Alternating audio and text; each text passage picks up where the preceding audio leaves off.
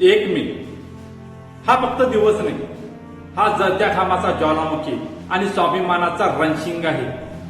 एका बाजूला कामगारांचा संघर्ष तर दुसऱ्या बाजूला महाराष्ट्राची ज्वाज्वल्य शौर्यगाथा. इथे हात काळे झाले पण भविष्य सोन्यासारखं घडवलं गेलं. इथे कष्ट जळाले आणि त्यातून महाराष्ट्र उभा राहिला.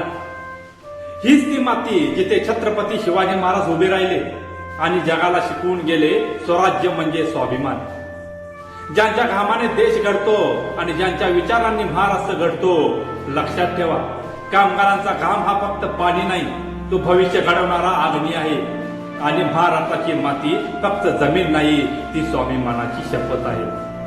म्हणूनच हा दिवस साजरा नाही तर जगाला जगला पाहिजे. कारण हीच आहे आपली ओळख, मेहनत, जिद्द आणि मराठी अस्मिता. जय महाराष्ट्र, जय कामगार.